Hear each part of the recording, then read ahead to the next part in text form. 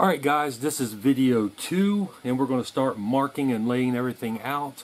Like we said in video 1, we're going to kind of start with the Anderson Sling and build from there. So what you need for the Anderson Sling is your bottom panel webbing, your top panel webbing, your 4 webbing connectors, and your D-rings. So the first thing I do is I mark center of everything. Let's put my ends together.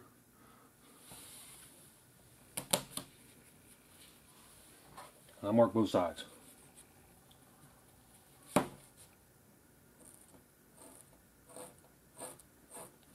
there's my center line. And then I'm going to mark my 6-inch overlap. And I'm going to do this on both panels. What I do is I go here to 6 inches. I'm also going to mark 3 inches so I have my center of this overlap.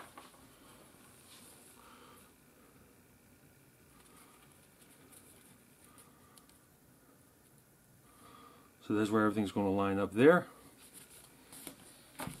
And I'll do the same with my top panel.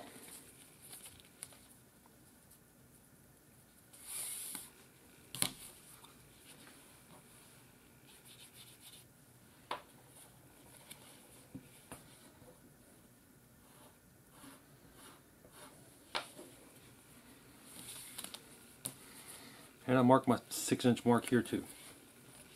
And my 3-inch mark.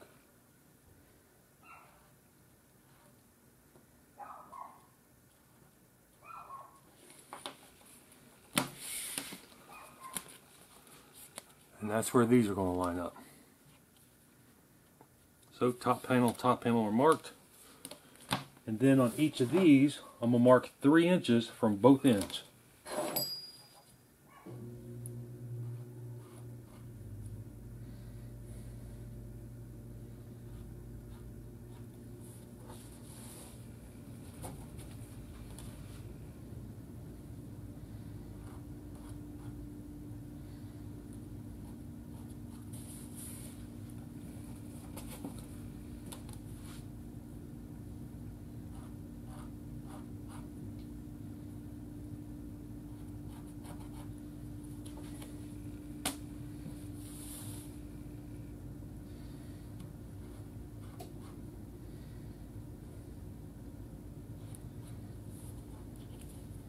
So I have my 3-inch marks there. Now what I do is I start on my top panel. Doesn't really matter, you can do your bottom or your top.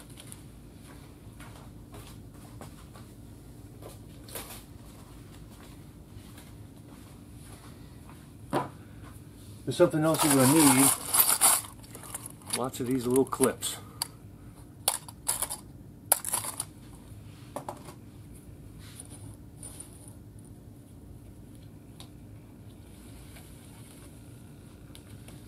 So, first thing you'll do is put your D-ring on for your first setup.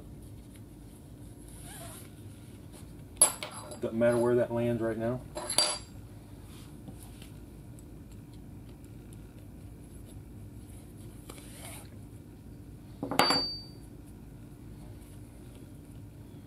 You want to secure your overlap with the clip.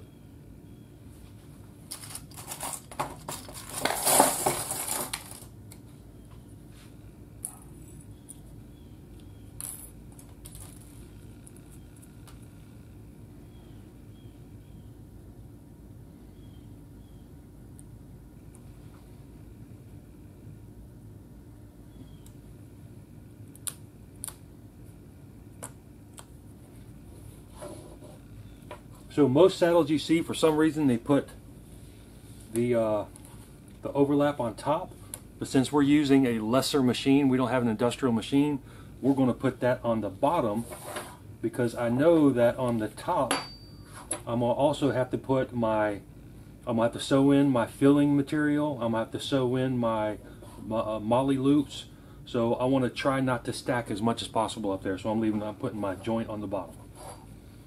Alright, and then I'm using the black connectors on the gray. So what I want to do is I want to have 8-inch separation between the two.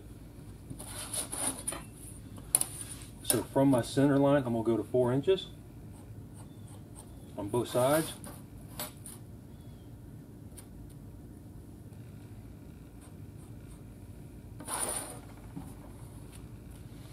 I'm going to come up underneath, and that's going to be the outside. Put my 3-inch line on top of it, fold it over. Make sure it's tight against there. Clip it in. And for the bottom, we also marked that center line, and I'm going 4 inches over from either of those.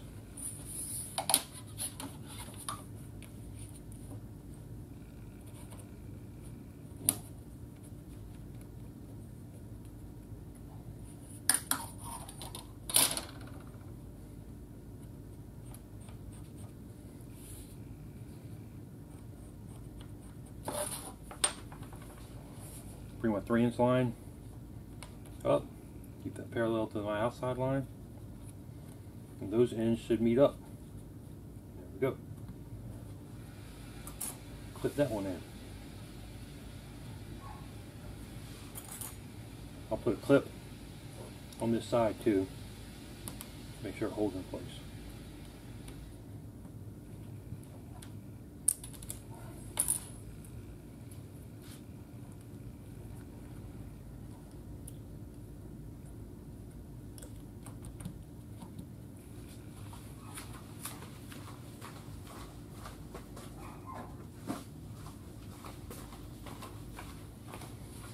Then I go over here to my far line, mark my 3-inch, put my 3-inch line on the edge with the webbing on the outside of the line. Bring it over, clip it down, just like we did on the other one. Same thing on the bottom. Line it up, keeping it straight, all the way to the edge, to the outside edge. Oh, I'm sorry. Bring my line up to here, outside edge. Bring this over. Should line up right in the middle. Make sure everything's straight. Clip this end down.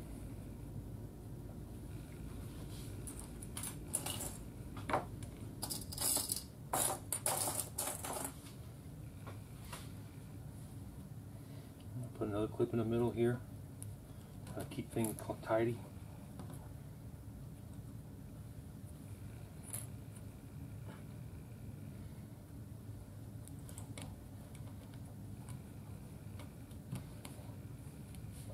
Alright, and there's your top panel. Now I'm going to go and I'm going to do the bottom panel the same way. I'm going to bring it in through the loops, just over top of this, on either side, and do this exact same setup on the other side, and I'll be back. Alright, so I got both top and bottom panels put together, and that's basically the layout. That's the chassis, that's the load-bearing part of any sling saddle, is what you see here. So everything I add on from here, other than the bridge itself, is not load bearing. It's just for comfort or for convenience or something along those lines. But this is your base chassis, so you got to make sure it's right. So what you want to do is you want to go through and follow your webbing. Make sure there's no twists in the webbing. I go through with my finger, and already right here I see that somehow I managed to get this one twisted. If you get this whole damn thing put together and you find that, you're going to be really upset with yourself. So it's a good idea to take a few minutes, look everything over, make sure you're lined up right and you're squared away. And in this case, I have to pull this side out and refeed it through there so that it's straight. So I'm going to do that now. And that's why it's nice to use these clips. I'm just going to pull out what's affected here.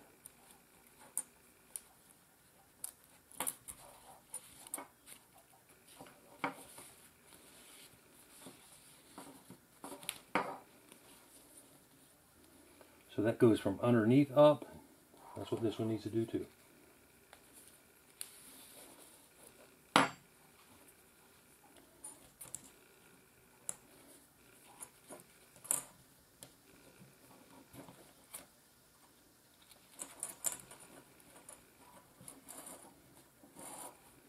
back over to my 3-inch mark from center of this webbing, clip it back down.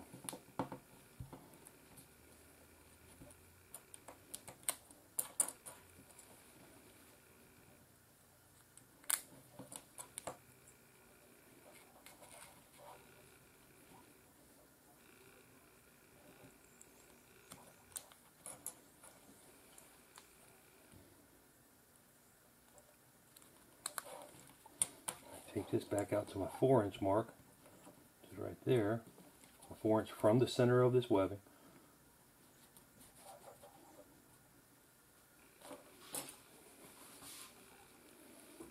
Put a clip in it.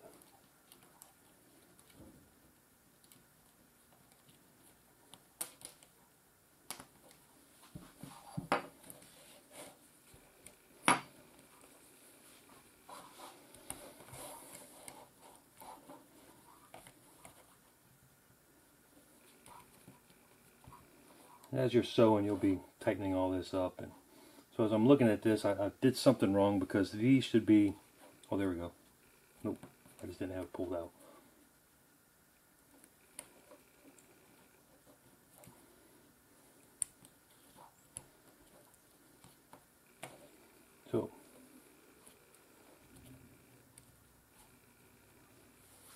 So now I'll do it again. I'll just go through, I'll follow all the webbing, make sure everything's a flat surface, nothing's twisted. That one's good, this one's good, and that one's good, and these two are good. Alright, so this guy is ready to sew up.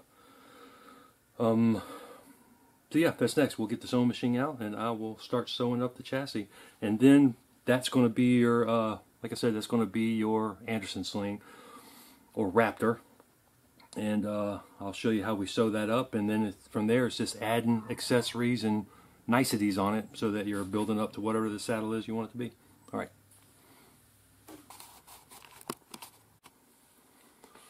So real quick, before I get to sewing this, I did want to talk about stitch patterns. In my mind, all you need for a saddle are two basic stitch patterns, a box stitch and a zigzag stitch. Box stitches are used wherever you're having webbing on webbing. So all of these joints here are going to be box stitched. I try to fit as many box stitches in as I can. So for these 3-inch overlaps, or for these spacers, 6-inch overlaps, I'm going to get a box stitch in here, a box stitch in the center, and a box stitch on the end for each of those. And then for my joints of the main webbing, I'm going to do 3 2-inch box stitches. So it's going to be 3 and 3. 3 here and 3 on my overlap. That's why I do 6 inches. It just kind of keeps things kind of standard. And I will actually cut out a little template for my box stitch. And it's going to be a 1.5 by 2-inch square. And the reason I do 1.5 is because this is 2-inch webbing. On these I might extend it out a little bit, get closer to the edges, but up here I will come short of the edge and the bottom for my main webbing joints. I will stay a little short of the edges because that's where I'm going to sew my filler panel on, which is part of my further build, getting past the Anderson and the Wraptor and the Recon and the ESS. So I'll leave a little short on this edge, but typically I'm going to try to get as close to the edge as I can. So I just wanted to cover that real quick. Box stitches, zigzag stitches. Zigzag stitches are used for when I'm connecting my filler material, my webbing. I'll do a zigzag on the end, just a straight stitch around the edge, a zigzag on either end of the webbing. Wherever it connects to webbing ends, or wherever the mesh connects to webbing ends, I'll do a zigzag stitch. No need for a box stitch. Your webbing is not load bearing, it's just there for comfort. So yeah, I'll do a zigzag stitch there. And so two stitches, or box stitch and a zigzag stitch. And a box stitch is just what it looks like. It's a box with an X in the middle. So I'm using, it'll look nicer than that, by the way. So I'm using, put this underneath so you can see. So that's kind of an example of a box stitch. It's a box with an X in the center. I'm using 69 thread, so I triple stitch everything. Everything I stitch on here will be triple stitch. I just find that the 69 thread with a size 18 needle does really well out of that Singer 4452 for webbing and mesh, and I can do up to 4 layers of webbing on a machine with that combination. So I'm losing a little bit of strength, but I feel like I'm gaining that by doing the triple stitching of everything. And I haven't had any stitches break since I started using that pattern. So there you go. Off the sewing. All right, so I switched up cameras here. I did want to go through some tips on this Singer that I'm using. It's a cheap alternative to $1,000 Juki or a bigger industrial machine, but it does do the job. But there's a few things you need to pay attention to. One of them is your bobbin. When you're filling your bobbin on these machines, you want to make sure it's under tension when you start filling the bobbin, because what will happen is you get loose layers on your first few layers will be loose up to like a third of the bobbin. And what that does is once you have it into your machine and you're starting to sew, once it gets down to that third, it messes your tension up because it has a lot of free movement inside of there when you're pulling your needle up. So a lot of guys will complain with this machine that they can't get their tension right, and that's typically why. So when you set up your bobbin, you hold it here, apply some pressure pulling back on it, and also pressure on your line coming up, and then start it. Get a good 20-30 wraps or turns, and then stop, cut your tag end off, hold tension, and fill your bobbin. You want your bobbin filled tight. That way there's no play in there for the thread to move while you're sewing. Settings I use is I'm doing a line. I keep the length on 2. It's not too long, not too short. The width is 0. All the width does is it just moves the position of your needle. I don't want the needle center all the time. And you can also do your needle position here. And then for tension, I got it set pretty high at 6. For this 2-inch poly webbing, that seems to be perfect. That seems to bring the thread right up to about center of the webbing when you're doing your stitching, so works out really good. And also, you want to really pay attention to how you're threading the machine. You want to make sure you follow the arrow and you thread everything through where it's supposed to be threaded to. You just don't want to miss anything. A lot of people don't realize there's 2 at the bottom. There's your first lip that you have to bring it through, and then there's another one out here behind the needle that you need to bring it through. So just make sure you pay attention to those things. But one of the most critical tips I can give you is make sure that your bobbin thread is under tension when you start it all the way through to when it's full. All right, so I'll start getting to sewing. I'm going to see how this little camera works. I haven't used it for this yet. And we're going to see how things go with it.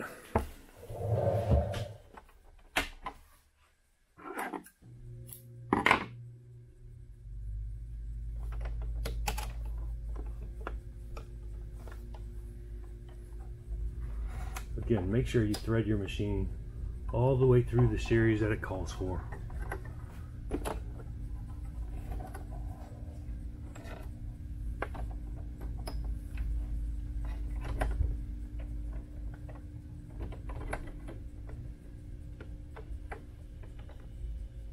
The machine has a needle threader, which is handy for old guys like me, because I cannot see that needle to save my life. All right. I'm just going to pick it up. We thread through. We are ready to sew.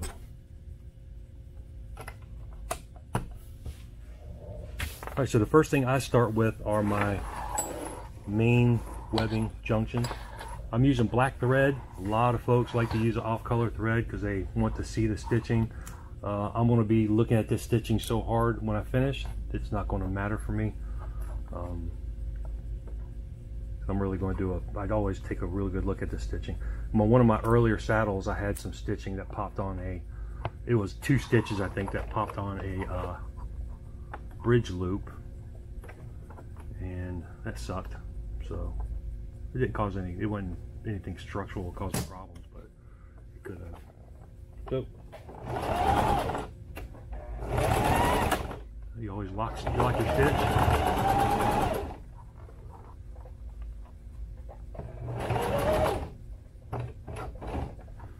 said, I'm gonna go around this 3 times, and I'm gonna do 3 2-inch box stitches.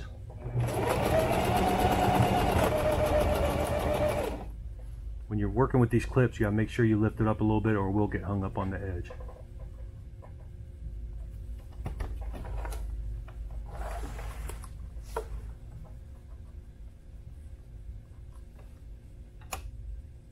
Go a little bit further.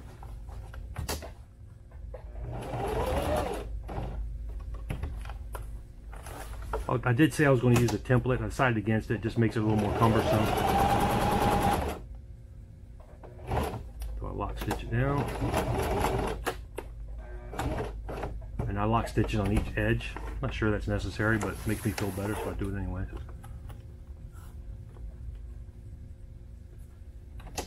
Like I said, I leave the bottom edge a little far from the end, just so that I can have room to sew my filler material on. All right.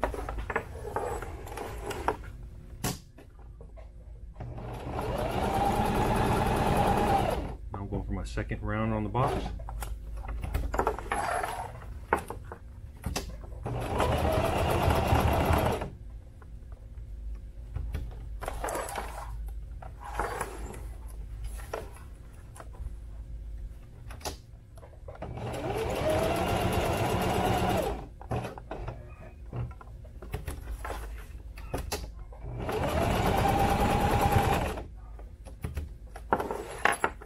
Third time around.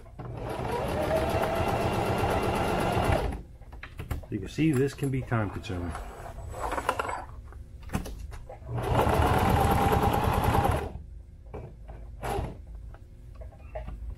Alright, so I'm going to continue on with this, and I will come back to you guys once I'm done.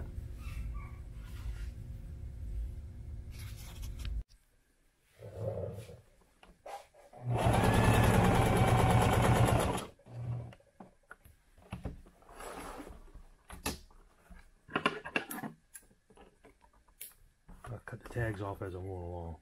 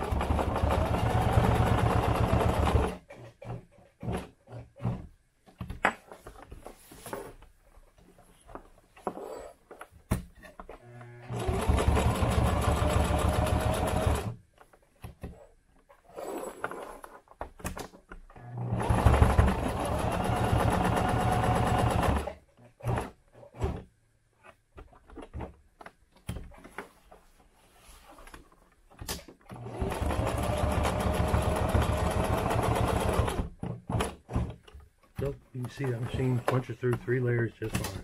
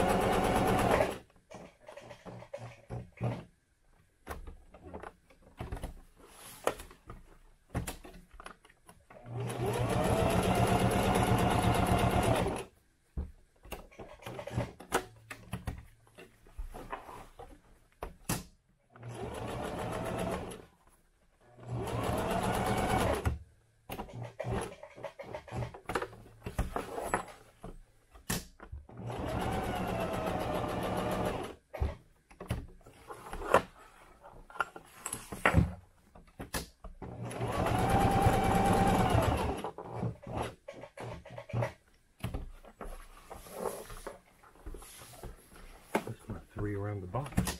Yeah.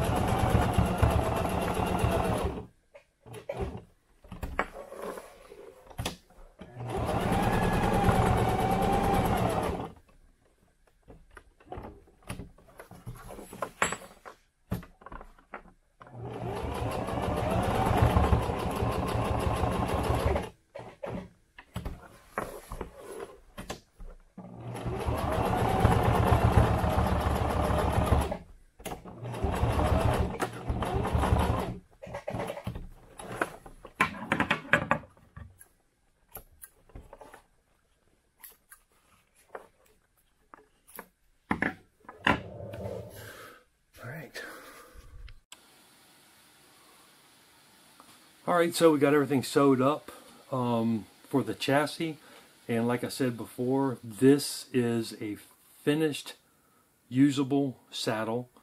It's based off the design that John Hicks did. It's a Bwahana over on Saddle Hunter, B-W-H-A-N-A, I believe. John Hicks, good guy. I think he worked with a couple folks, but they came up with this design, you know, and theirs is based on, like I said, the Anderson Sling. So this is more of the Wraptor than anything else. If you go over to Saddle Hunter, search Wraptor, W-R-A-P-T-O-R, I think it is. There's a big thread on it with lots of instructions and lots of cool pictures and different ideas of how to do it. But this is kind of the basic version of that.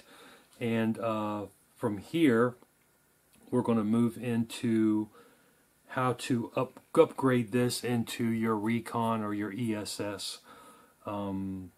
And then from there we'll move on to the Latitude-ish type saddle that I'm going to build.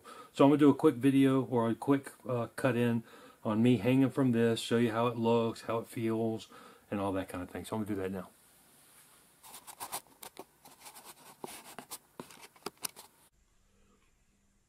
Alright guys, I wanted to show you what this thing looks like. I'm going to let you know right off the bat, if you're going for sexy, move along. This thing is not a flattering saddle, kind of like putting potatoes in a nylon stocking, but I just want to give you an idea of what it looks like and how it's set up. So right now I have it rigged up to where hold it together with just a wire tie. As we progress, I will be adding a belt, things like that, but just give you an idea. And I want to give you an idea of how it hangs, so here we go.